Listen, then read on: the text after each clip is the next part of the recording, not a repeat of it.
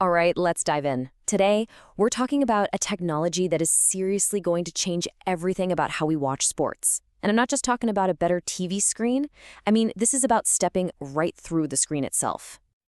So, to kick things off, let me hit you with this huge idea. One of the sources we looked at put it this way. They said the experience will feel closer to teleportation than television. I mean, just think about that for a second. Not just watching something, but literally being transported right into the middle of the action. So let me ask you this. How do you think you'll be experiencing sports in 2030? Seriously, what if you weren't just a spectator looking at a flat screen? What if you were an active participant, able to stand anywhere you wanted, inside the stadium, on the court, or on the field? Okay, so let's actually explore that question. Let's paint a picture of what sports could look and, more importantly, feel like by 2030. Okay, so just imagine this for a second. It's the last few seconds of the NBA Finals. The game-winning shot goes up, and right then, you freeze the moment. You literally get up, walk onto the virtual court, and you can stand right there among the players, frozen in time, to check out the shooter's form from inches away. And this isn't some video game, right? This is the future of watching live sports. So how in the world is any of this even possible? Well, it all comes down to a core technology called volumetric video. Let's break down what that actually is. The key thing to get here is that volumetric video isn't about flat pixels on a screen. No, it's the whole process of capturing an entire three-dimensional space in real time. It uses a whole bunch of cameras to create this dynamic, totally explorable 3D model, basically a true digital twin of the live event. So this is where it gets really interesting, because we need to understand how this is different from stuff we already have, right? With your normal 2D TV, you're just a passive observer. You see whatever the director wants you to see. And yet, 360-degree video is cool, it lets you look around, but you're stuck in one spot.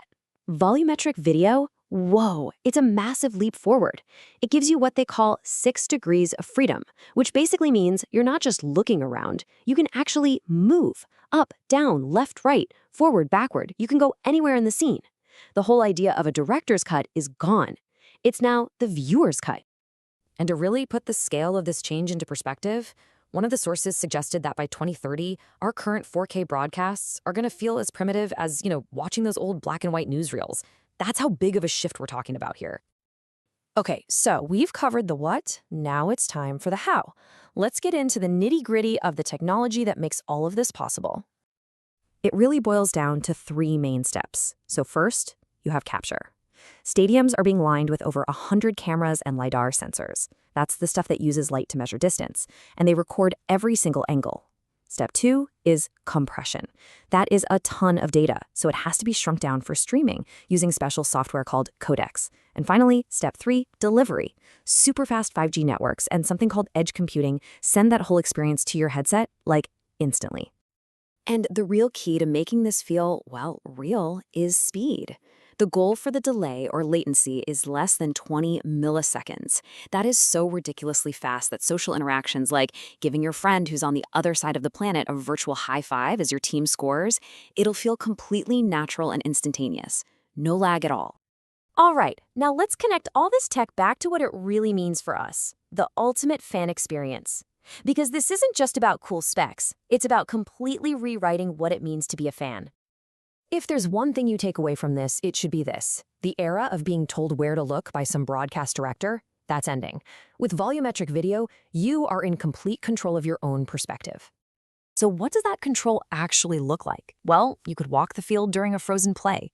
You can orbit a full 360 degrees around a LeBron dunk as it's happening. You could literally stand inside the quarterback's huddle and hear the play call. Or you could attach your viewpoint to any player's shoulder and see the game through their eyes. You can even get that all-22 tactical view that until now was pretty much only for coaches. But it goes even deeper than that. This isn't just a new way to watch, it's a new way to play. The sources are calling this sports simulacra, where the line between watching a live broadcast and playing a video game just completely dissolves. Imagine challenging your friend to replay a key moment you just watched, using the actual digital players and data from the real game. And you better believe the leagues are already figuring out how to make money from this. The NFL could start selling virtual seats in an owner's box that's just floating above the 50-yard line. Formula One could sell you a driver POV that puts you right inside the cockpit. And the NBA is already testing something called player lock, which would let you ride on an athlete's shoulder for the entire game. These aren't just crazy ideas. They're real business models being worked on right now. Now, this all sounds pretty amazing, I know. But to get the full picture, we've got to talk about the challenges. This transition into the future isn't exactly going to be seamless. There are some really big hurdles to clear here. I mean, think about it. How do you protect an athlete's privacy when you're creating a perfect digital copy of them? What about motion sickness? That's a real problem for about 15% of people. And are we creating a new kind of digital divide where only the wealthy can afford this experience? And man, can you imagine being a referee, making a call that has to hold up when millions of people can review it from any angle they want? Yeah, these are some seriously complex questions with no easy answers. But even with all those challenges, the trend is crystal clear. The very definition of what it means to watch something is about to fundamentally change. And that leaves us with this one final, really powerful idea to chew on. By 2030, the best seat in the house, well, it won't be a seat at all. It'll be wherever you decide you want to stand. You see, this tech doesn't just change sports broadcasting. It completely redefines what it even means to watch, what it means to experience, and, what it means to be a fan.